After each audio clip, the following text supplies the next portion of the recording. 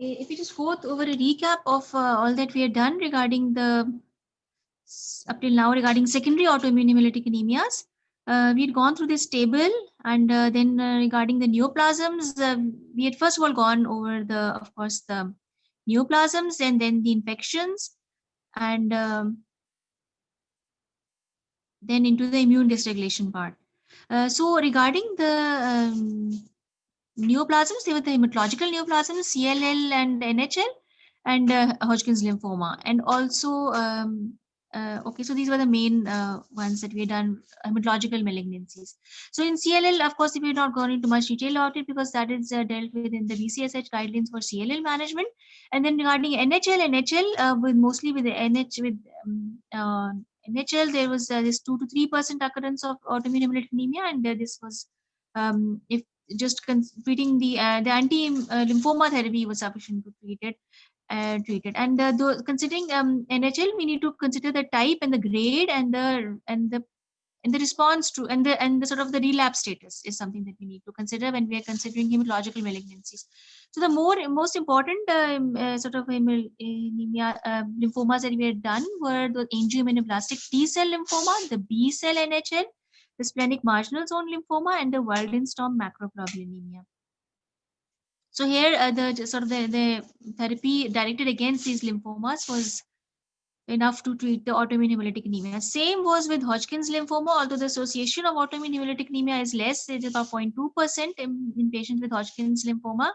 And it occurs mostly along with the disease. So it does not occur like during the relapse or uh, uh, however, if it occurs in the after complete remission, then it was actually an indication of relapse because this autoimmune hemolytic anemia in the patients with Hodgkin's lymphoma is mostly associated with the disease, active disease. So if after treatment it occurs, it is mostly due to disease relapse. Now, with solid organs, we consider the benign conditions like variant teratoma and thymoma, and in those cases, just surgical resection of those tumors was sufficient. Otherwise, they could go for prednisolone. And with malignant conditions like solid organ malignancies, the autoimmune directed therapy, the treatment for the underlying malignancies was the primary requirement for most of those cases as well. Then in infections, we had gone for mycoplasma and infectious mononucleosis. And I think with the mycoplasma, we had dealt with the incidence being like about 33%, and then that is also because this is a part of the presentation with the cold hemagglutinin disease. So there also it occurs 2 to 3 weeks after the onset of illness, and then it remains there. But hemolysis typically resolves, and it is not so severe. And then the disease also resolves in about 2 to 3 weeks. And there, if autoimmune hemolytic anemia occurs, since it occurs after the disease, it is also treated with the antimicrobial, since it may be concurrent with this any sort of residual pneumonia that's left. So just antimicrobials and warm surroundings and transfusion through blood warmers, and then very rare persistent cases may require steroids or IVIG. Then with infectious mononucleosis also, we had gone to that incidence is of course a bit up to 3%, and this occurs 1 to 2 weeks after the onset of anemia, and after the onset of upper respiratory tract infections, and then it is more severe. That is, it can also lead to hepatosplenomegaly and lymphadenopathy, and also the classical anti small I cold agglutinin is there. And if the hemolysis is severe, then we need to institute the prednisolone, and plasma exchange may be done, and also avoidance of cold exposure. Then for hepatitis C, it could be like secondary to the interferon that is given, or it could be in hepatitis C, it could be secondary to the interferon given, and then the interferon needs to be like discontinued. And if it occurs in treatment naive patients, they would proceed with immunosuppression using prednisolone, but then hepatitis C eradication needs to be considered after control of that immune hemolysis, because these steroids actually lead to an increase in the viral load. So then with immune dysregulation, we went over SLE, And there was this sort of association between SLE and autoimmune hemolytic anemia, that it could occur either before, during, or after the disease, and for that we required treatment with steroids and azathioprine, danazol, and mycophenolate mofetil, or rituximab. With common variable also disease. The main thing I think they mentioned was that cytopenias, they develop and they're treated with with steroids and IV and rituximab, and IVIG is also given in certain in this. They can be given steroids and rituximab and splenectomy, but they need to receive the maintenance IVIG throughout the treatment. And they do not do well with splenectomy, because of course they will have develop life-threatening infections, streptococci pneumonia, and Neisseria meningitis. Or if they do have splenectomy, they need to take lifelong prophylactic antibiotics. Now, with ulcerative colectomy, also the treatment with steroids and immunosuppressants was there, but mostly they respond to surgical proctocolectomy if they are refractory to treatment. Then with hematopoietic stem cell, we needed to rule out the alloimmune hemolysis first, and then the drug-induced and also the thrombotic microangiopathy component. And then the autoimmune hemolytic anemia was then secondary to the CMV deactivation and onset of graft versus host disease or a relapsing disease. And the treatment here was also to consider switching with therapy.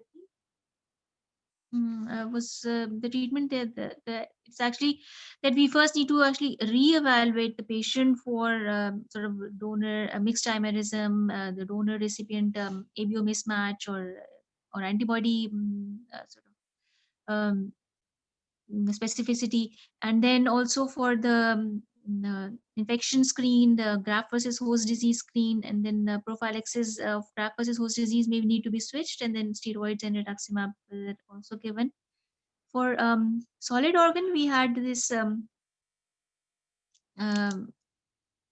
after solid organ transplants, the underlying cause was mostly CMV and parvovirus B19 Epstein-Barr virus associated, and post-transplant lymphoproliferative disorders were also common here. And in these cases also, you need to treat the infection or post-transplant lymphoproliferative disorder. So then we came to Ivan syndrome, and this is about this covers both in children and adults.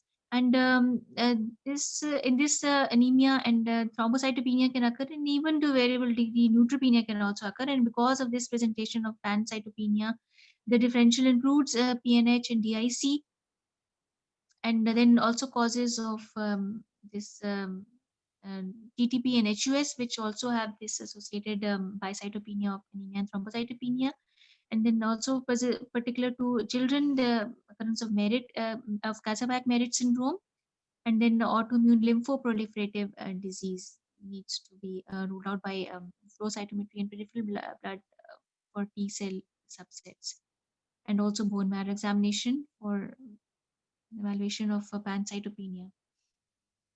And in these patients, corticosteroids and IVIG are the first line, and second line is same as for ITP and autoimmune hemolytic anemia, except that vincristine is given specifically for treatment of thrombocytopenia. Then we went into these childhood autoimmune hemolytic anemia associated giant cell hepatitis, and this occurs in cases with between 2 months to 2 years of age, where there is unexplained elevated transaminases and conjugated hyperbilirubinemia and jaundice and hepatomegaly. And then the DAT is positive with warm, both the IgG and C3 component are positive. And this is actually confirmed by a liver biopsy, which shows the histological finding of cholestasis and giant cells. And then there we need to consider basically treatment with immunosuppression, with steroids, prednisolone, and azathioprine or rituximab. Now, regarding the drug-induced immune hemolytic anemia, I think this would be actually the last topic of this guideline. And just going to this, the incidence of drug-induced immune hemolytic anemia is approximately 1 per million per year, and over 130 individual drugs have been implicated. So there are a range of drugs they mentioned there also, the anti-infectives, the like the antibiotics, anti-cancer, and then the anti-inflammatory like musculoskeletal relaxants, and then the anti-arrhythmics and and PPIs, and also omeprazole and antihypertensive. So all these medications, they are like a whole list of medications. And the therapeutic IVIG can also cause acute hemolysis related to passive transfer of antibodies to ABO or Rh antigens.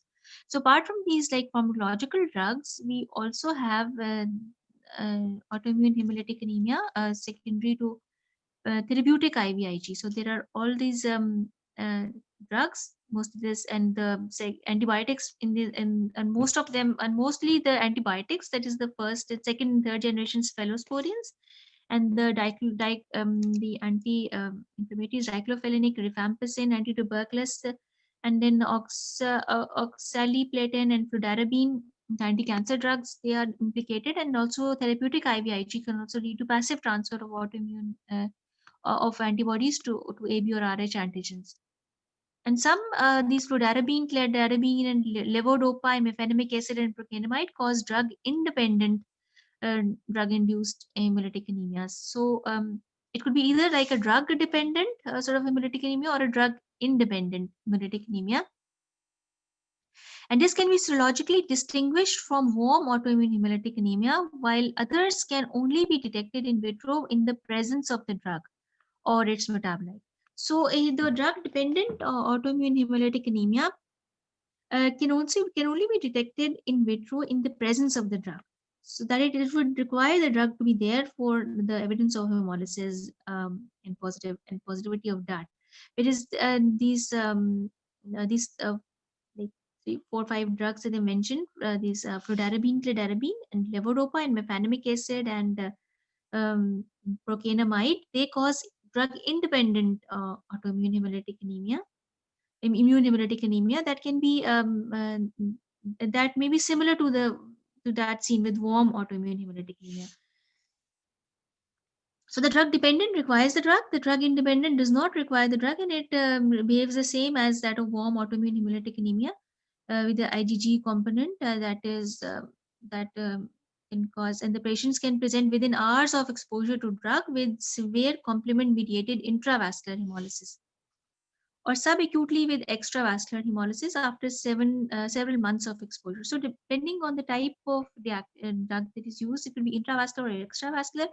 It could be a drug independent or drug dependent hemolytic anemia, and then acute intravascular hemolytic anemia can be mistaken for a hemolytic transfusion reaction or acute sepsis, and the drug history should include the perioperative antibiotics and over-the-counter analgesics. So a detailed history needs to be taken as to what kind of drugs they were using, when they were using them, and for what indication they were using them. And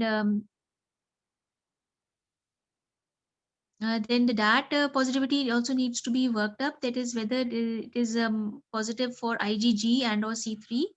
And unless a massive intravascular hemolysis has occurred or red cell transfusion has been given prior to testing, the DAT in these cases, the DAT would then be negative. So mostly it is almost always positive, unless of course if there is massive intravascular hemolysis, this would lead to actually depletion of the RBCs which have been coated with immunoglobulin with these antibodies, and or the red cell transfusion has been given by the, so either it could be like sort of depletion of the red cells coated with antibodies, or it could be a sort of dilution of the antibodies because of red cell transfusion. So it could be a depletion or a dilution of the antibodies. Otherwise, almost always the data is positive. And warm autoimmune hemolytic anemia is more common than drug-induced hemolytic anemia, and further investigation is only required if there is clear evidence of hemolysis.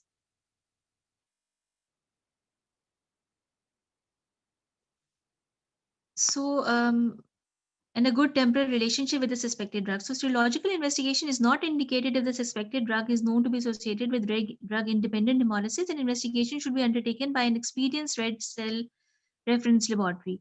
And the laboratory should be consulted about appropriate samples, the blood, patient's blood sample of suspected medication, and the urine of the patient also. So the blood and urine specimen should be taken, and we should detect the drug levels in those patients. And the DAT should be investigated, whether IgG or C3 positivity should be, mostly it will be IgG positive, because it has mostly the warm component. And of course, if the suspected drug is drug independent, like we're just done with fludarabine, tiodarabine, panamic acid, levodopa, and this another one, procainamide. So in those cases, this serological investigation is not indicated. And the management is that the suspected drug should be stopped. And hematological improvement usually occurs in 1 to 2 weeks. And in patients with acute severe drug-induced hemolytic anemia, you should establish the IV access and commence the fluid resuscitation. And monitor vital signs, urine output, renal function, and hemoglobin. And patients may require an intensive care environment and temporary dialysis. So because of the massive intravascular hemolysis that can occur, so they would need all this IV, like fluids resuscitation, urine output monitoring, and even the renal function, hemoglobin monitoring, and may even require temporary dialysis. And approximately 55% of patients with the drug-induced hemolytic anemia may require blood transfusions, and the addition of steroids is of uncertain benefit. And any influence is hard to distinguish from the effect of stopping the drug. However, in one study, patients did receive corticosteroids. So just discontinuing the drug, and then liaison with the red cell immune reference laboratory to determine the appropriate investigation, to determine the appropriate type of drug to which they were sensitive, and then just stopping the drug. So treatment will be just stopping the drug, and then depending on the severity of hemolysis, they could go with IV fluids and ICU admissions, and then also the dialysis of basically the renal sort of function care of the patient with IV access and fluid resuscitation. And I think this is all for the drug. Just stopping the drug, and then uh, as it's going along, monitoring the renal output, and preventing hemoglobin urea from being if it is more severe. So and also this liaison with the red cell immunohematology lab to determine the specific type of drug to which they had developed this autoimmune hemolytic anemia. And then we know that for drug independent drugs, the serological investigation is not indicated. But if there is a drug dependent cause where there is a in vitro, the drug is the hemolysis is detected in vitro in the presence of the drug or its metabolite, then this would be, of course, be needed to take undertaken by an experienced red cell reference laboratory. So I think we're okay, we're reaching the time limit again. So if anybody has any questions regarding this, so otherwise we could like end the session because we've already gone on very late. So